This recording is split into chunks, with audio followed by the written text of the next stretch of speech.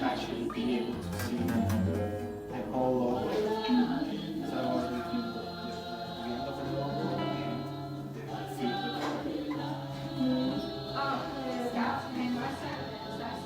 Okay.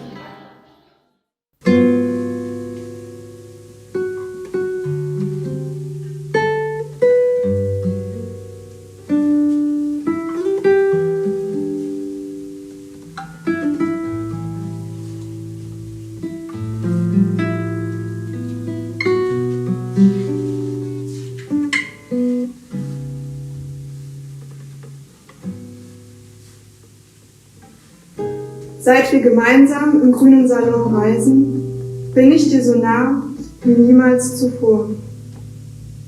Ich kenne dich. Ich folge deiner Weisheit. Dein innerer Kompass ist der meine. Und die Wege, die wir einschlagen, sind abenteuerlich und vertraut zugleich. In deinen Augen sehe ich die Welt. Und dein Blick erklärt mir, wie sie sein könnte, sobald ich davon ablasse, sie verstehen zu wollen.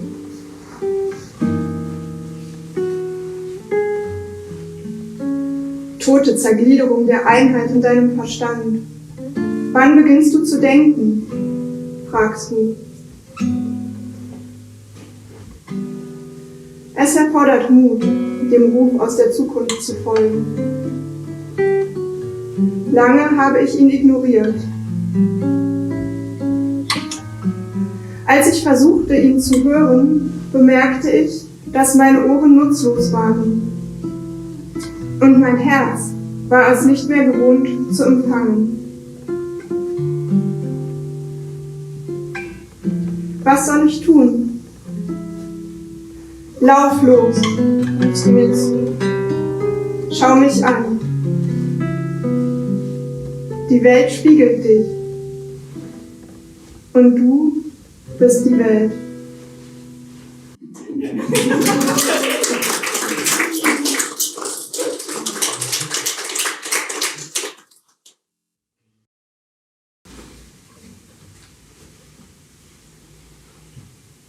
Es geht los. Ich hebe den Arm. Meine Hand schneidet wie ein Schwert durch die Energie, die mich auch hier in tiefer Finsternis umgibt. Feines Prickeln auf meiner Haut. Das Leben will geformt werden. Ich höre dich vor Erregung seufzen. Wir können es kaum aushalten vor Spannung. Muss nicht sofort etwas geschehen? Behutsam führe ich meine Handfläche durch die unsichtbare Kraft. Nein, ich muss mich sammeln, zentrieren, fokussieren. Die Welt erscheint komplex, doch das ist sie nur, weil wir sie so gemacht haben. Hier ist es dunkel. Und jetzt, da ich nichts sehe, weiß ich plötzlich mehr als vorher. Mein Herz sagt, was richtig und was falsch ist. Ja, es werden Dinge geschehen. Ja, ich werde handeln. Doch ich muss mich sammeln, zentrieren, fokussieren, damit ich in Ruhe und mit Bedacht eine neue, lichtvolle Welt erschaffen kann.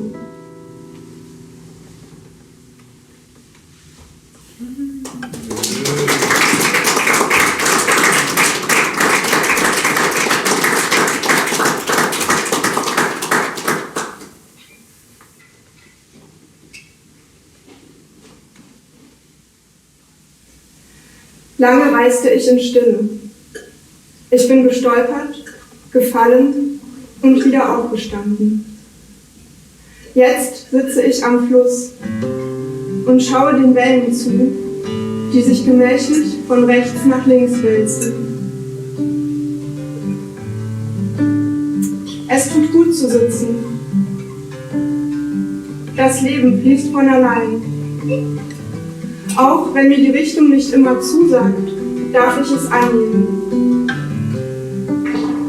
Schau nicht weg, murmelt das Wasser. Weiche nicht aus.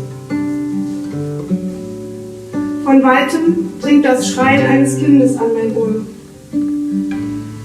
Ich will nicht, ruft es unter Tränen, und seine Worte schwingen als Echo in der Luft, ohne etwas zu verändern. Gib dich hin, säuselt das Wasser vor mir. Bedächtig fließt es weiter, endlos weit, sich selbst speisend und ohne Pause. Ich schaue ihm zu, bis die Sonne untergeht. Dann stehe ich auf, drehe ihm den Rücken zu und laufe in die Felder. Ich weiß, dass der Fluss weiter in Bewegung bleibt, auch dann, wenn ich nicht an seinem Ufer sitze. Und wenn ich alle meine Wünsche bei ihm lasse, nimmt er sie auf und trägt sie davon, weit weg in die Unendlichkeit, wo sie im Nichts aufgehen und jede Bedeutung verlieren. Es ist dunkel, doch das ist egal. Ich laufe durch die Felder und wenn ich falle, stehe ich wieder auf.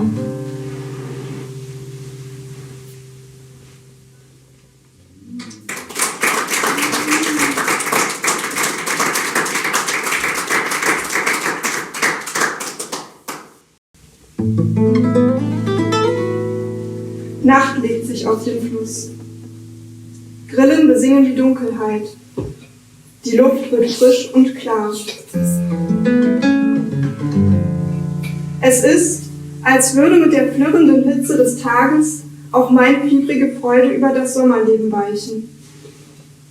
Das pulsierende Leben beruhigt sich. Stille kehrt ein.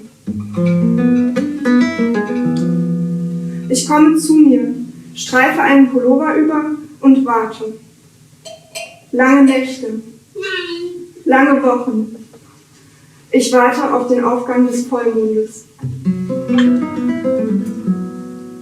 Und wenn er schließlich seine niedrige Bahn hinter meinem Rücken beginnt, verwandelt er das Wasser in silbernes Glitzern und taucht die Dunkelheit in ein Licht, das alles aufdeckt, weil ich nie geblendet bin.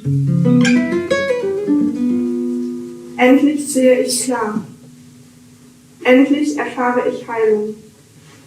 Endlich fühle ich, dass ich niemals allein bin. Ich strecke meine Hand aus und greife nach den Sternen, die in weißen Strahlen sanft funkeln. Sie sind ganz nah. Ich bin, wie alles auf der Welt, so allumfassend, dass uns nichts trennt. Mein Herz ist weit vor Glück. Es gibt nichts zu befürchten.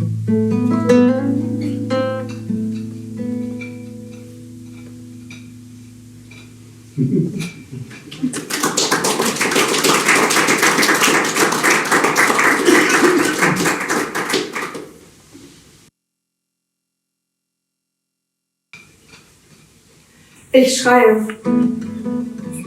Wie soll ich sonst in dieser Welt meine Schwingung entwickeln? Ich möchte zeigen, wer ich bin. Erzähle, was ich denke. Ich frage euch, hört ihr mich? Gibt es nur eine Art zu leben und zu denken? Oder gibt es gar mehr als zwei? Ich recke meinen Kopf in den Himmel, denn ich brauche Weite und Freiheit.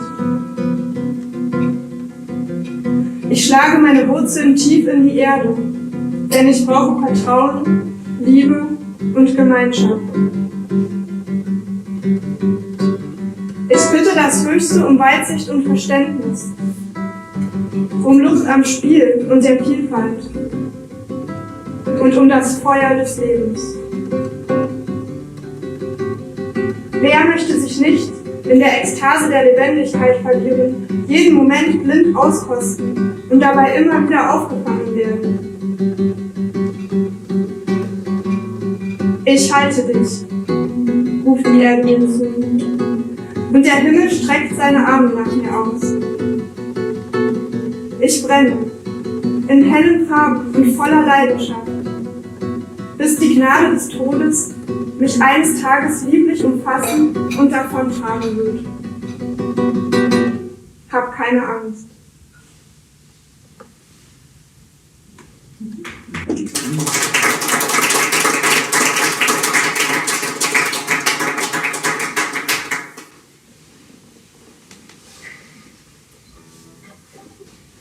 First the wind grabs my hair. Then clouds build up below us, dark and threatening. Rain announces itself. Are you scared? You ask me. I just shake my head.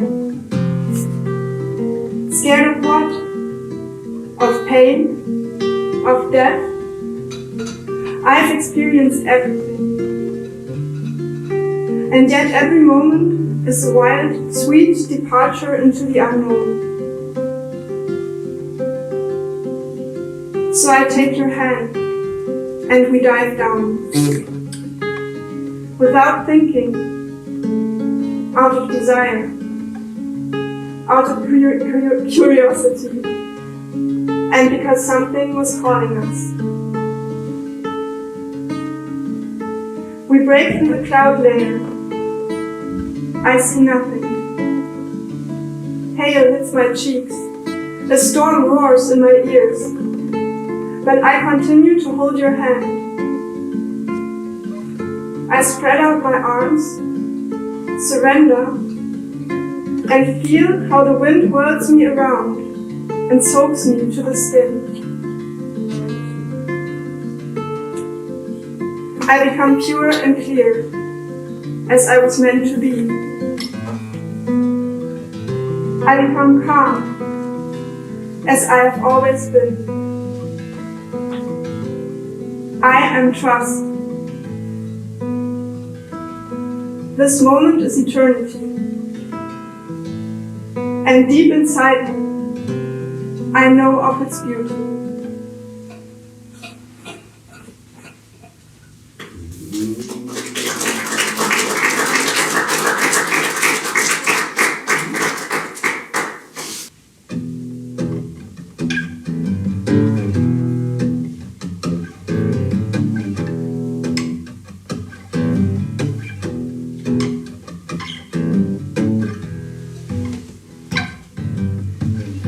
Ich laufe nicht auf den abgenutzten Pfaden, deren Windungen bedeutungslos geworden sind. Es gibt nichts zu regeln und das Schicksal der Welt ruht nicht auf meinen Schultern. Nein, ich spiele das Spiel nicht mit. Es könnte sein, überlege ich zögernd, dass ich diesen Weg alleine gehen muss. Da höre ich endlich den Wind in den Bäumen. Kühl umspielt er meine Schläfen und bringt mir deine Stimme, die wie ein leises Echo durch das Rauschen hallt. Geh los, du bist immer zwei.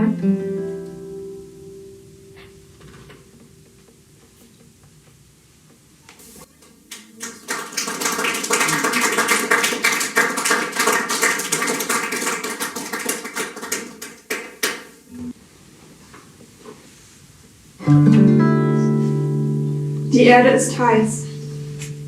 Glut steigt in mir auf, erfüllt meinen Körper und meinen Geist.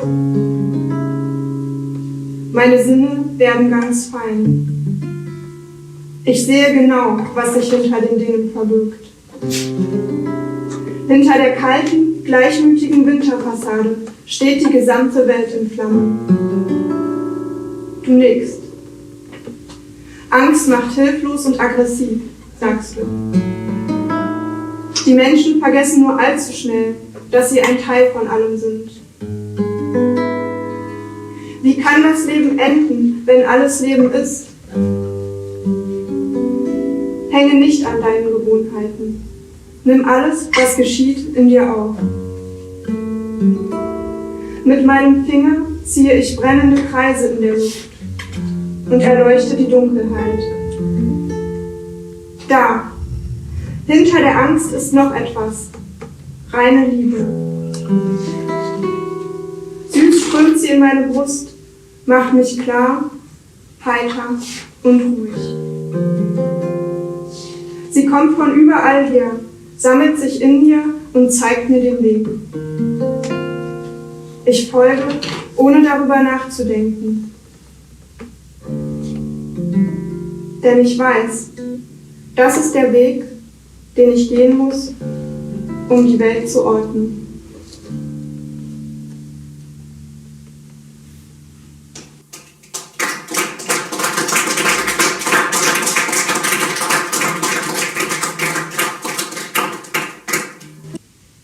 Weißt du, was du mir bedeutest? Selten wurde ich gesehen damals.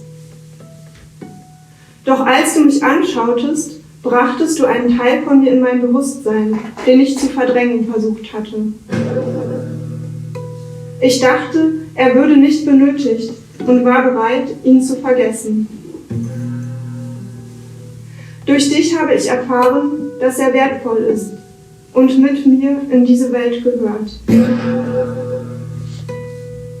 Jetzt bist du nicht mehr irdisch.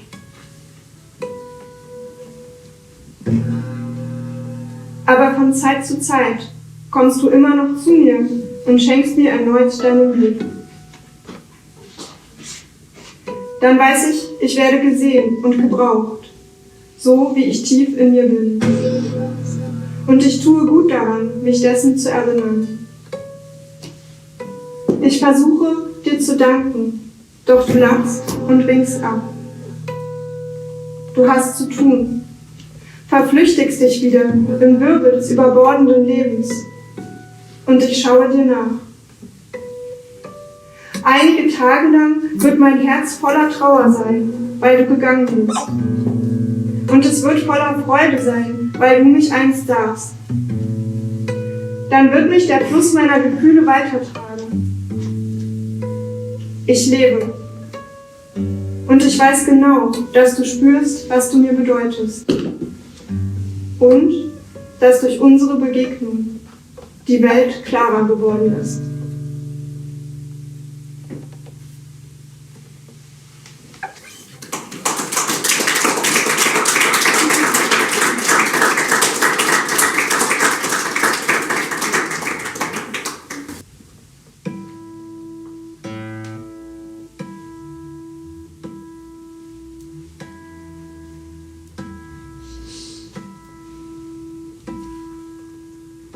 Die Ereignisse in der irdischen Welt überschlagen sich. Alles verändert sich derart schnell, dass ich nicht begreife, was geschieht. Ich habe die Verbindung zu den Menschen verloren. Herausforderungen, die ich einst mit Freude suchte, erscheinen mir jetzt sinnlos und ohne Reiz. Die Leere des Lebens inmitten der Wirbel von Nichtigkeiten liegt schwer auf meinem Gemüt. Es ist dunkel geworden und ich bin erschöpft, möchte mich hinlegen, schlafen, von besseren Zeiten träumen. Du nimmst meine zitternde Hand. Ist dir kalt? Fragst du mich zärtlich. Da rinnen heiße Tränen meine Wangen hinab. Sie wärmen die eisige Haut. Ich lege meinen Kopf auf deine Flanke, schließe die Augen und lasse mich in die Zeit fallen, bis ich endlich aufhöre zu wollen.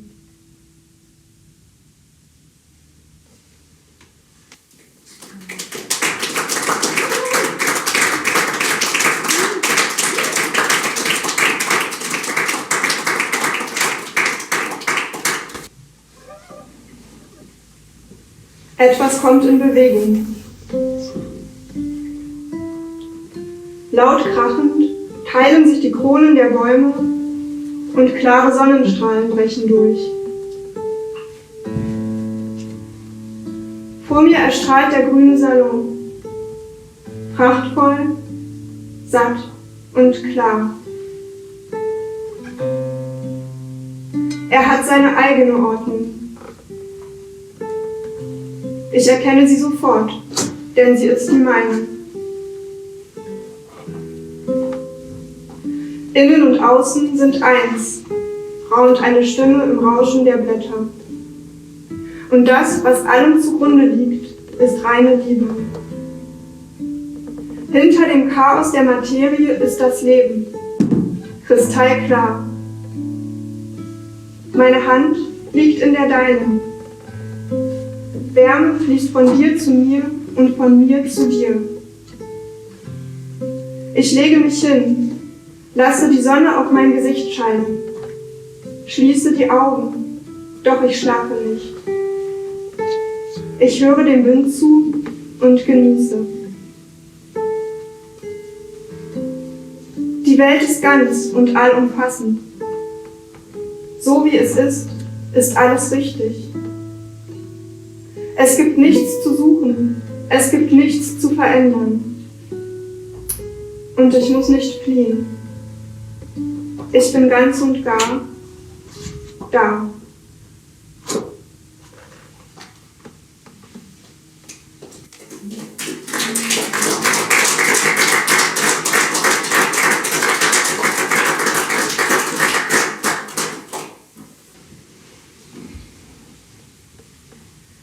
Es ist Winter im grünen Salon.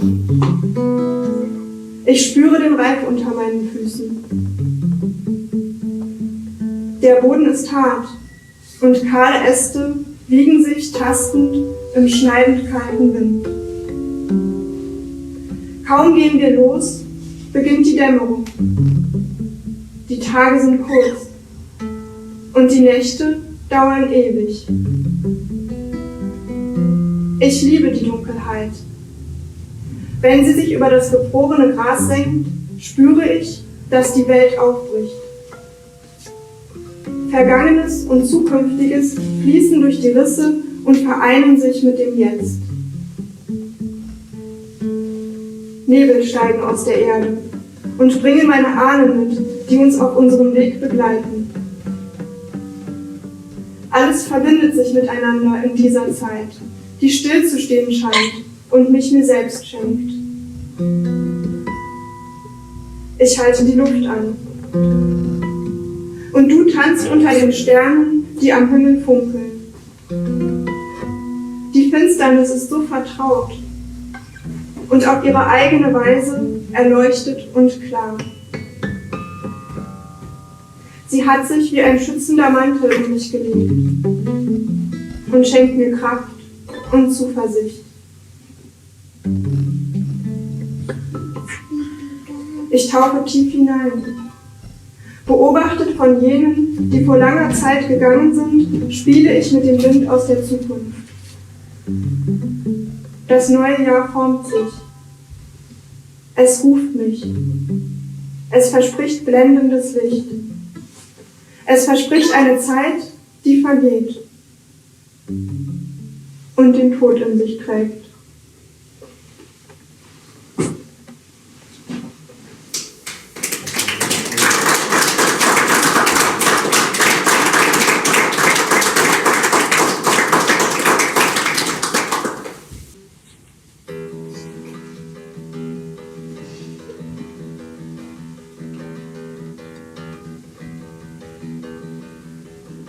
Am Ufer des Flusses bleibe ich stehen. Auch du hältst inne.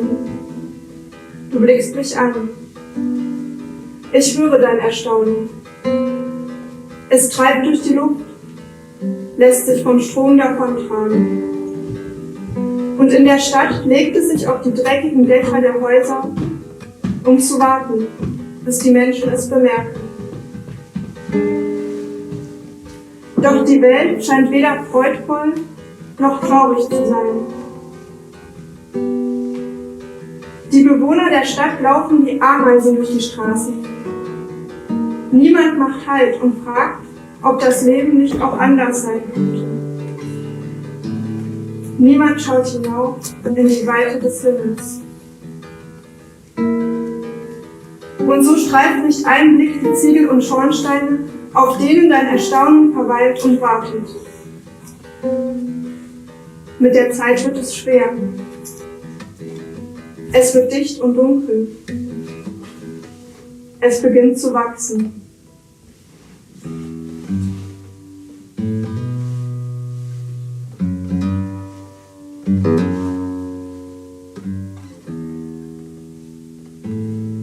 Derweil ruht dein Blick immer noch auf mir, bis du mit den Schultern zuckst und dich neben mich stellst.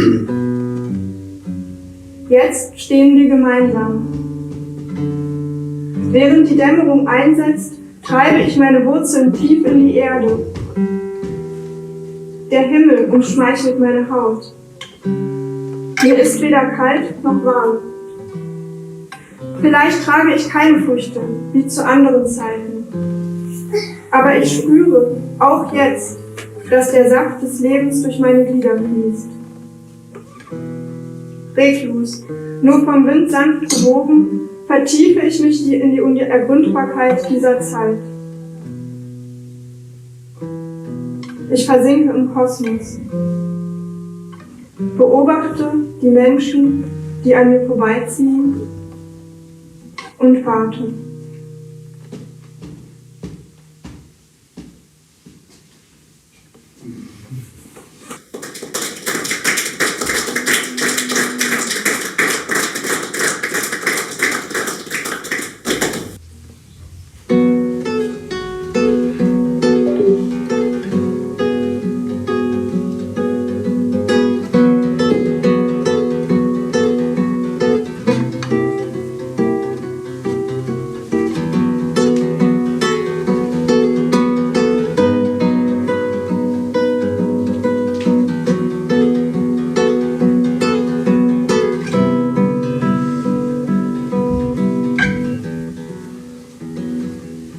Seit du an meiner Seite bist, ist mein Blick schärfer. Ich sehe Details, die mir früher verborgen blieben. Farben, die sich aus dem Schwarz-Weiß meiner Welt herauslösen und einen neuen Weg säumen. Mein Leben ist einzigartig. Ich lege die Hand auf deinen Rücken, fühle die Wärme und folge dir. Jede Frage ist ein Wegweiser. Und die Antwort offenbart sich mit der Zeit. Hab Geduld, hast du mir oft gesagt. Jetzt erst erahne ich, wie das geht. Bleibst du bei mir? Frage ich dich. Obwohl ich die Antwort kenne. Immer. Du bist immer zwei.